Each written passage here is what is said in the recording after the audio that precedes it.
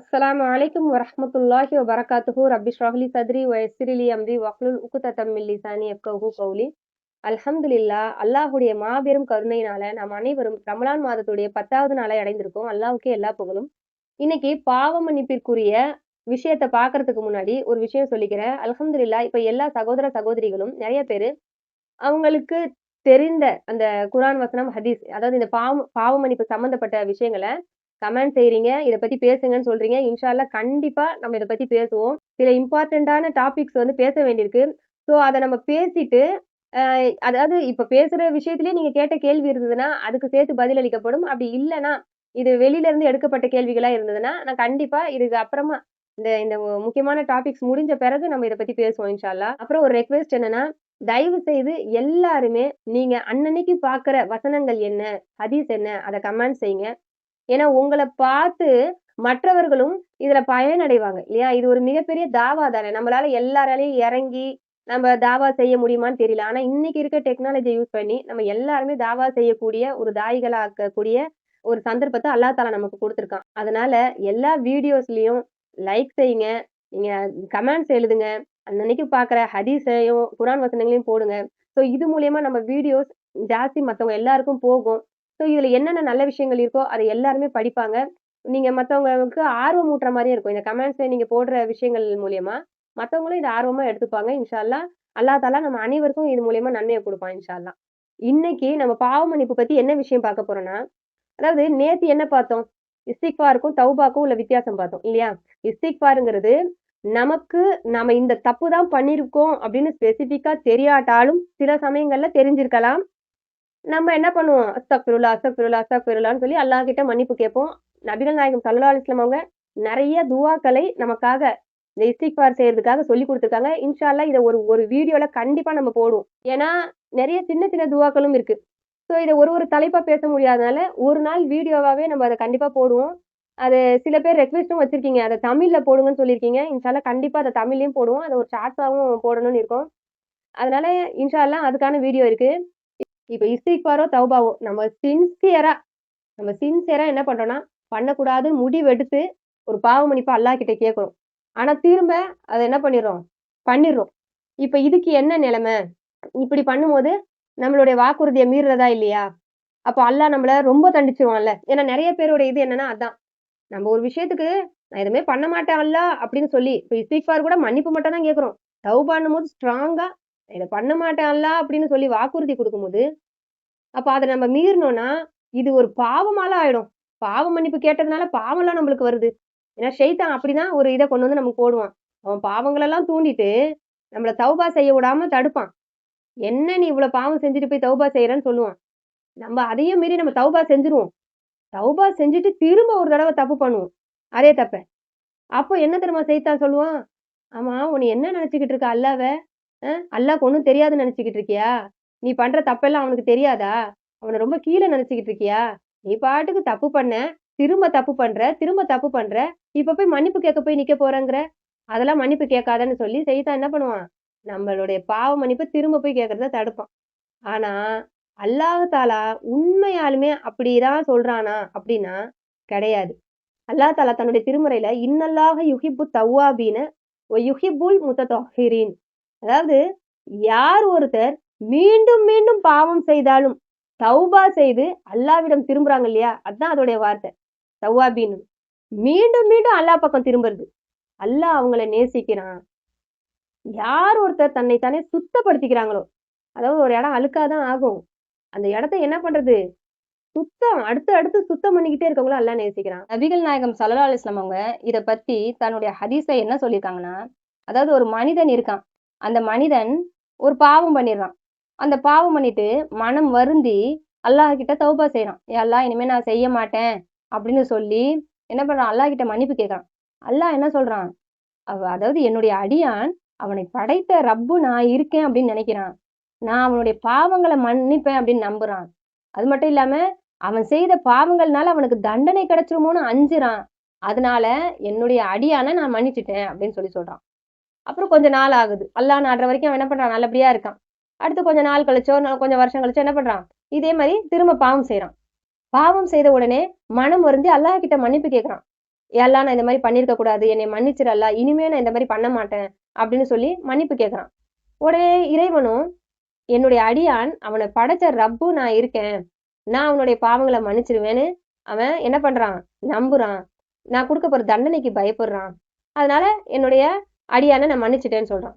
இன்னும் கொஞ்ச நாள் கழிச்சு என்னவாகுது, இதே மாதிரி அவன் பாவங்கள் செய்யறான். பாவம் செய்த பிறகு இதே மாதிரி மன்னிப்பு கேட்கறான். இதே மாதிரி இறைவனும் என்ன சொல்றான், என்னுடைய அடியானை நான் மன்னிச்சிட்டேன்னு சொல்றான். அப்புறம் இறைவன் என்ன சொல்றான், இந்த மாதிரி நான் 3 முறை மன்னிச்சிட்டேன், இதுக்கு மேல அவன் நாடியதை செய்து கொள்ளட்டும் அப்படின்னு சொல்றான் அப்படின்னு வருது இந்த ஹதீஸ்ல, புகாரில வருது. இப்ப இந்த ஹதீஸை பொறுத்த வரைக்கும் சில விஷயங்கள் நமக்கு ஒரு ஆச்சரியமா இருக்கும். என்னடா இது, அல்லாஹ் அவன் நாடியதை செய்யட்டும்னு அவனோட இஷ்டத்துக்கு விட்டுட்டான். அப்ப அவன் என்ன வேணா தப்பு பண்ணிக்கலாமா? தப்பு பண்ணி பண்ணி இந்த மாதிரி வந்து வந்து வந்து மன்னிப்பு கேட்டுக்கிட்டே போனா அப்ப அல்லாஹ் மன்னிச்சுக்கிட்டே இருப்பானா? அப்போ எதுக்கு தௌபா? அப்ப தப்பு பண்ணிக்கிட்டே இருந்திருக்கலாமே அப்படின்னு சொல்லி என்ன பண்ணுவோம், சில பேர் நினைக்கலாம்.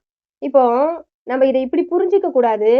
அல்லாஹ் வந்து எக்ஸ்கியூஸ் கொடுத்துட்டான், நீ எவ்வளவு தப்பு வேணா பண்ணிக்க, வந்து என்கிட்ட சாரி சொல்லிட்டு போயிடு, நான் உன்னுடைய பாவங்களை மன்னிச்சிருவேன் அப்படின்னு சொல்லி இறைவன் என்ன பண்ணிட்டான், மனிதரை ஃப்ரீடமா விட்டுட்டான், உன் ஆட்டப்படி நீ செஞ்சுக்க அப்படின்னு சொல்றான் அப்படின்றத நம்ம புரிஞ்சுக்க கூடாது. ஏன்னா இறைவன் தன்னுடைய திருமறையில இன்னொரு வசனத்துல என்ன சொல்றான், தவிர மானக்கேடான ஏதும் ஒரு செயலை அவர்கள் செய்து விட்டாலும் அல்லது தமக்குத்தாமே தீங்கிழைத்து கொண்டாலும் உடனே அவர்கள் அல்லாஹ்வை நினைத்து தங்கள் பாவங்களுக்காக மன்னிப்பு தேடுவார்கள். அல்லாஹ்வை தவிர வேறு யார் பாவங்களை மன்னிக்க முடியும்? மேலும் அவர்கள் அறிந்து கொண்டே தங்கள் பாவ காரியங்களில் சரிப்பட்டிருந்து விட மாட்டார்கள். அதாவது அவங்க வேணுக்குன்னு அந்த பாவத்துல வீழ்ந்து கிடக்க மாட்டாங்க, பிடிவாதமா இருக்க மாட்டாங்க. அதாவது ஒரு மனிதன் செய்யற தௌபாவானது சுத்தமா இருக்கணும். நேத்து நம்ம அந்த ஒரு சூறாவை பார்த்தோம் இல்லையா, தௌபத்தன் நசூஹா, அதாவது தூய்மையான தௌபா. அததான் அல்லாஹ் விரும்புறான். அதாவது தௌபான்னு இல்ல, எந்த ஒரு செயலா இருந்தாலும் எந்த ஒரு இபாதத்தா இருந்தாலும் இஹ்லாஸோட செய்யப்படணும். இப்ப நம்ம தொழுகிறோம், அதுல இஹ்லாஸ் இல்ல அப்படின்னா அந்த தொழுகை ஏற்றுக்கொள்ளப்படுமா? ஏற்றுக்கொள்ளப்படாது. இப்போ நம்ம நோன்பு வைக்கிறோம், அதுல நம்ம நான் பட்னி என்னால இருக்க முடியும்னு இருந்துட்டு மற்ற எந்த காரியங்களையும் நம்ம அல்லாஹ் சொல்லாததெல்லாம் செஞ்சுக்கிட்டு இருந்தோம்னா அந்த நோன்பு ஏற்றுக்கொள்ளப்படுமா? ஏற்றுக்கொள்ளப்படாது. ஹஜ்ஜி உம்ரா செய்யற விஷயங்கள் கூட என்னவாகுது, இஹ்லாஸ் இல்லைன்னா தூக்கி எரியப்படுது. சரிங்களா? தானம் தர்மம் செய்யறதும் இஹ்லாஸ் இல்லைன்னா தூக்கி, எந்த ஒரு இபாதத்தா இருந்தாலும் சரி. அதே மாதிரிதான் பாவ மன்னிப்புங்கிற விஷயமும், நம்ம வாயால அஸ்தக்பிருல்லா, என்னுடைய பாவங்களை மன்னிச்சிடல்லா, நான் இனிமே பாவம் பண்ண மாட்டேன், நான் இனிமே என்ன பண்ணுவேன், நான் தூய்மையானவனா இருப்பேன். சோ இப்படியெல்லாம் பண்ணா அந்த தௌபா உண்மையான தௌபா நம்மளுக்கு தெரியுமா? இல்லையா? ஆனா நமக்கு தெரியாது. ஆனா நம்மை படைத்த இறைவனுக்கு தெரியும், இவன் உண்மையாலுமே தௌபா செஞ்சிருக்கானா இல்ல பேருக்கு மன்னிச்சுக்கன்னு சொல்லி என்கிட்ட வந்து சொன்னானான்னு சொல்லி. நம்ம இப்படி அதாவது மனிதர்கள் கிட்ட கேட்கிற சாரி மாதிரி நினைக்கிறதுனாலதான் இந்த ஒரு ஹதீஸை நம்மளால தப்பா நினைச்சுக்க முடியுது. மனிதர்கள் கிட்ட கேட்கிற சாரி கிடையாது நம்ம செய்யற இந்த தௌபாங்கிற விஷயம், இல்லையா? இறைவன் கிட்ட பேசிட்டு இருக்கோம். ஏற்கனவே சொன்ன மாதிரி இன்னல்லாஹ கஃபூருர் ரஹீம் அப்படிங்கிறத நம்புறது எந்த அளவுக்கு முக்கியமோ அதை விட முக்கியம் இன்னல்லாஹ அலா குல்லி ஷையின் கதீர், அவன் எல்லாவற்றின் மீதும் ஆற்றல் உள்ளவன். மனிதர்களுடைய மனதில் உள்ளது ரகசியமா நம்ம வச்சிருக்கிறது இது எல்லாமே அல்லாஹ்க்கு தெரியும், இல்லையா? அந்த கண் சொல்ற அந்த ஜாடை பேச்சு கூட அல்லாஹ்க்கு தெரியும். அதாவது எந்த ஒரு விஷயமே அல்லாஹ்க்கு தெரியாது இல்லை. அப்போ ஒரு மனிதன் தௌபா செய்யும் போது அவன் மனம் வருந்தி கஷ்டப்பட்டு அந்த தௌபால இருந்து வெளியே வரணுங்கிற ஒரு இஹ்லாஸோட அந்த தௌபாவை செய்யறானா இல்ல வாய் வார்த்தைக்கு சொல்றானாங்கிறது நம்மளை படைத்த ரப்புல் ஆலமீனுக்கு தெரியும். அப்படி அவன் பண்ணிட்ட பிறகும் அவன் ஒரு மிஸ்டேக் அவனுக்கு வருது, தவறு செய்யறான், தவறுல விழுறானா, அப்போ அது அவனுடைய பலகீனம், அவனுடைய அறியாமை. இப்போ நம்ம சொல்ற அந்த அல்லாஹும் அந்த ரப்பி சொல்றோம் இல்லையா, அதுலயே அந்த துவால என்ன சொல்றோம், சையதுல் இஸ்திக்பார்ல, அதாவது உனக்கு செய்த உடன்படிக்கையின்படியும் வாக்குறுதியின்படியும் என்னால் இயன்ற அளவு நான் முயற்சிப்பேன், நான் என்னால இயன்ற அளவுக்கு நிறைவேற்றிருக்கேன். ஒரு மனிதனால ஒரு அளவு தான் நிறைவேற்ற முடியும். நம்ம அதுக்கு மேல நான் பாவமே நான் செய்ய மாட்டேன் அப்படின்னு நம்ம நினைச்சுக்கிட்டு இருந்தோம்னா நம்ம மிகப்பெரிய பாவத்துல இருக்கோம்னு அர்த்தம். சரிங்களா? பாவம் செய்ய மாட்டேன் அப்படின்ற ஒரு நினைப்புல நம்ம இருக்கக்கூடாது. ஆனா இந்த பாவம் செய்யக்கூடாது அல்லா அப்படின்னு அல்லாஹ் கிட்ட நம்ம என்ன பண்ணலாம், பாதுகாப்பு தேடலாம். அதனால நம்ம பொறுத்த வரைக்கும் நம்ம எத்தனை தடவை பாவங்கள் செய்தாலும் பலகீனமான மனிதர்கள்ங்கிற அடிப்படையில நம்மளுடைய இயல்பு நம்மளுடைய பாவத்தை தூண்டும். இதுதான் ஷைத்தான் இருக்கிறான் அப்படிங்கிறதுக்கு ஒரு மிகப்பெரிய ஆதாரம் இல்லையா?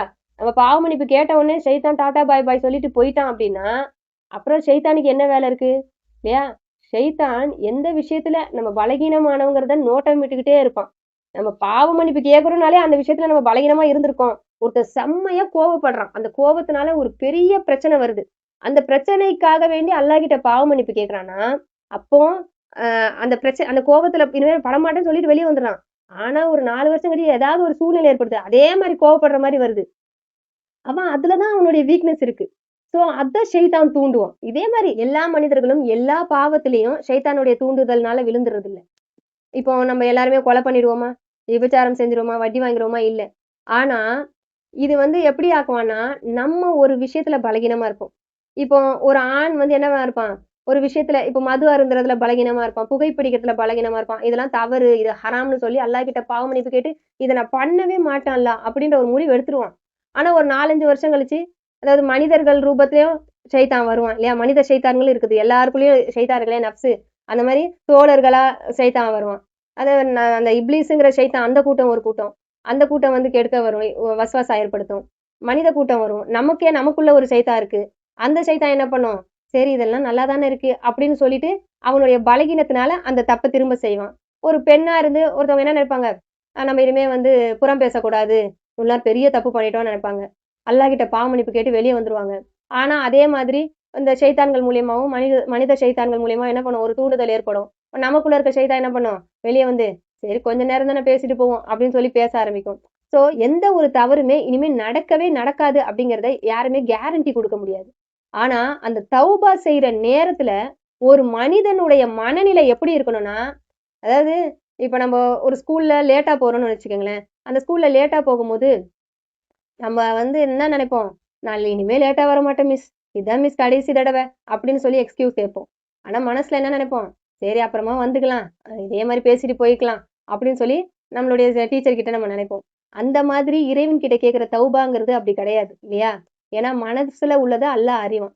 சோ அதனால அந்த மனசுல உண்மையாலுமே நான் அதை பண்ண மாட்டேன் அப்படிங்கிற ஒரு நீயத்தோட அந்த கேட்கப்படுற அந்த தூய்மையான தௌபாவை அல்லாஹ் ஏத்துக்கிறான். அதுக்கு மேல ஒரு மனுஷன் அவ்வளவு கரெக்டா இருக்கணும்னு நினைச்சும் ஒரு பல வருடங்கள் கழித்து அவனுக்கு ஏதாவது ஒரு மிஸ்டேக்ஸ் வருது அப்படின்னா அதுக்கும் தௌபா செஞ்சுட்டு போ இல்லையா? என்னைய நெருங்கு, அதான் சரியா வரும். நம்மை படைத்த இறைவன் நம்ம மன்னிக்காம விட்டுட்டா அந்த மனிதன் எங்க போவான் இல்லையா? நம்ம மன்னிக்குவான்னு சொல்ற நம்பிக்கையில தான் நம்ம கிட்ட நிக்கிறான். அப்ப நம்மளே மன்னிக்காம விட்டுட்டா எங்க போவான்? ஒரு சாதாரண மனிதர்களை என்ன பண்றோம்? ஒரு பெரிய தப்பு பண்ணா கூட என்னை மன்னிச்சிருங்க அப்படின்னு நம்ம பணிவோட கேட்டுட்டா என்ன பண்ணுவாங்க? சரிப்பா மன்னிச்சுட்டு போங்க. இதை விட என்ன கேட்க முடியும்? மன்னிப்பு கேட்டுட்டு நிக்கிறான் அப்படின்னு சொல்லுவாங்க. அது அவன் பண்ண தப்பா இருந்தா, ஒருவேளை அவன் சிகரெட்டோ இல்ல ஆல்கஹாலோ பண்ணியிருந்தா அவங்க அவங்க மன்னிச்சு விடுவாங்க. இதே அவன் பண்ண தப்பு மத்தவங்கள பாதிச்சா, மத்தவங்களுக்கு செய்ய வேண்டிய கடமை இப்ப நீ மன்னிப்பு கேட்டுட்டு போனா போதுமா? அவன் இப்படி நஷ்டப்பட்டு நிக்கிறானேன்னுவாங்க. அப்ப அல்லாஹ் அதையும் சொல்றான். மற்றவர்களுக்கு செய்யக்கூடிய அந்த உரிமையை கொடுத்துருங்க. அவங்க விஷயத்துல அநீதம் இழைத்தா அவங்க கிட்ட மன்னிப்பு கேளுங்க.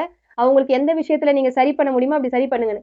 அந்த மாதிரி மனிதர்களே ஒரு விஷயத்துல மனிதனுடைய இயல்பு ஏதோ அவன் தெரியாம தப்பு பண்ணிட்டு மன்னிப்பு கேட்கறான்னு மன்னிக்கும் போது நம்மை படைத்த ரபுல் ஆலமீன் கருணையாளர்களுக்கெல்லாம் கருணையாளன். அவன் எப்படி நம்மளுடைய தௌபாவை ஏற்றுக்கொள்ளாம போவான் இல்லையா? நம்ம தௌபா உண்மையானதா இருக்கணும். இன்னும் ஒரு முக்கியமான விஷயம் என்னன்னா, நம்ம தௌபா செய்யும் போது இஹ்லாஸோட செய்யறோம். இனிமே பண்ண மாட்டோன்னே செய்யறோம். ஆனா திரும்ப அந்த சூழ்நிலை நமக்கு வரும்போது நம்மளை கண்ட்ரோல் பண்ண முடியுமான்னு கேட்டா இல்ல. அதுக்கு அல்லாஹுடைய துணை நமக்கு கண்டிப்பா வேணும். யார் ஒருவர் தௌபா செய்யறாங்களோ தௌபா செய்ததோட மட்டும் விடாம தினம் தினம் தினம் அல்லாஹ் கிட்ட நான் அந்த பாவத்துக்கு போயிடக்கூடாது அல்லாஹ் அப்படின்னு சொல்லி அல்லாஹ் கிட்ட நம்ம துவா செஞ்சுக்கிட்டே இருந்தோம்னா, பாதுகாப்பு தேடிக்கிட்டே இருந்தோம்னா அந்த பாவத்துக்கு நம்ம போக மாட்டோம். சரிங்களா? ஏன்னா இறைவன் நாடாம இந்த உலகத்துல எதுவுமே நடக்க போறது இல்ல. என்னுடைய அடியான் பாவம் செஞ்சுட்டான். இப்ப பாவம் செஞ்சுட்டு தௌபா செஞ்சுட்டு விட்டுட்டோம். அதாவது அதோடைய பாதுகாப்ப அவன் இறைவன் கிட்ட நாடாம இருந்துட்டானா, அந்த அந்த தீய எண்ணம் திரும்ப வரலாம். ஆனா நம்ம பாவ மன்னிப்பு கேட்டுக்கிட்டே இருக்கோம். திரும்ப திரும்ப பாவமே செய்யல. இப்ப அஸ்தக்ஃபிருல்லாஹ் சொல்லிக்கிட்டே இருக்கோம். இந்த இஸ்திக்ஃபார்ங்கிறது மனசை தூய்மையாக்கும். நம்ம இப்படி சொல்லிக்கிட்டே இருக்கும்போது, ஒரு விஷயம் நான் காலையில எழுந்த உடனே, "ஏன்ல நான் பாவம் பண்ணிறக்கூடாது, பாவம் பண்ணிறக்கூடாது, பாவம் பண்ண" இப்படி கான்ஷியஸா இருந்தோம்னா, நம்ம அந்த பாவத்த பண்ணுவோமா? பண்ண மாட்டோம். அதனால நம்மளுடைய துவா நம்மளோட இஸ்திக்ஃபார் இத நம்ம அதிகப்படுத்திக்கிட்டே இருந்தோம்னா, நம்ம என்னவாகலாம்?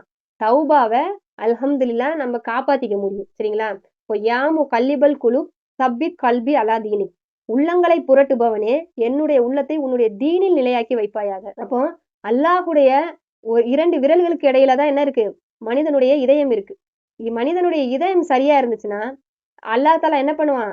எத்தன பேர், எத்தன ஷைத்தான் வந்து கெடுத்தாலும், அந்த பாவத்துக்கு அந்த மனிதன போக விட மாட்டான். அதனால இந்த துவாவ நம்ம கேட்டுக்கிட்டே இருக்கணும்.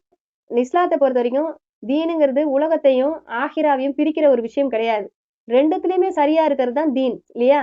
ஸோ இந்த 2 விஷயத்துலயுமே நம்ம கரெக்ட்டா இருப்போம். அதனால நமக்கு மரணம் எந்த நேரம் வேணாலும் வரலாம். ஸோ நான் அடுத்து தௌபா செஞ்சுப்பேன் அப்படின்னு நம்ம என்ன பண்ணக்கூடாது?